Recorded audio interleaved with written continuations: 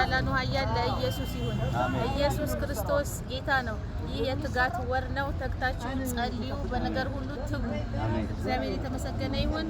በጌታ በኢየሱስ ስም ኢሳይያስ ምዕራፍ 56 ቁጥር 1 ጀምሮ አነባለሁ። የሰማነውን ነገር ማን አምኗል? የእግዚአብሔር ክንድ ለማን ተገልጧል? በፊቱ እንደ ቡቃያ በደረቅ መሬትም እንደ ስር አድጓል። መልክና ውበት የለውም፣ ባየነው ጊዜ እንወደው ዘንድ ግብግባት የለውም። የተናቀ ከሰውም የተጠላ የማን ሰው ደዌን የሚያውቅ ነው። ሰው ፊቱን እንደሚሰውርበት የተናቀ ነው፣ እኛም አላከበርነው።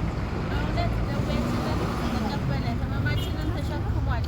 እኛ ግን እንደተመታ በእግዚአብሔር እንደተቀሰፈ እንደተቸገረም ቆጠር ነው። እርሱ ግን ስለ መተላለፋችን ቆሰለ፣ ስለ በደላችን ደቀቀ። ደህንነታችንን በእርሱ ላይ ነበረ፣ በእርሱ ቁስል እኛ ተፈወስን። እኛ ሁላችን እንደ በጎች ተቅበዝብዘን ጠፋን፣ ከእኛ እያንዳንዱ ወደ ገዛ መንገዱ አዘነበለ። እግዚአብሔር የሁላችንን በደል በእሱ ላይ አኖረ።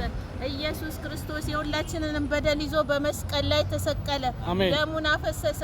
ከዚያም በኋላ ደግሞ ለእኛ የዘላለምን ሕይወት ሰጠን። ዛሬም እናንተ ኢትዮጵያውያን ሁሉ ኑ ወደዚህ ወደሚያነጻ ወደ ጌታ ወደ ኢየሱስ ደም እንጋብዛችኋለን።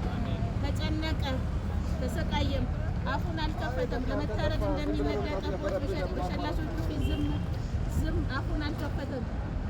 በማስጨነቅ በፍርድ ተወገደ። ስለ ሕዝቤ ኃጢአት ተመቶ ከሕያዋን ምድር እንደተወገደ ለትውልዱ ማን አስተዋለ? ከትውልዱ ማን አስተዋለ? ከክፎች ጋር መቃብሩን አደረገ፣ ከባለጠጎችም ጋር በሞቱ ሆኖ ግፍን አላደረገም ነበር፣ በአፉም ተንኮል አልተገኘበትም ነበር።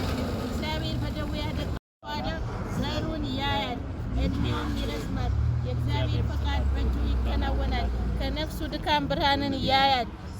ጻድቅ ባሪያዬ በእውቀቱ ብዙ ሰዎችን ያጸድቃል፣ ኃጢአታቸውንም ይሸከማል። ስለዚህ እርሱ ብዙዎችን ይወርሳል፣ ከኃያላን ጋር ምርኮን ይከፋፈላል።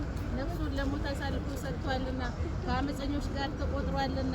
እርሱ ግን የብዙ ሰዎችን ኃጢአት ተሸከመ፣ ስለ አመፀኞች ማለደ። ኢየሱስ ክርስቶስ በመስቀል ላይ ሆኖ ስለኛ ኃጢአት ማለደ። አሜን። ኢየሱስ ክርስቶስ በሞቱ ሞታችንን ቀየረ፣ የዘላለምን ሕይወት ሰጠን። ኢየሱስ ክርስቶስ ለዘላለም ጌታ ነው። አሜን። ኢየሱስ ያድናል። አሜን።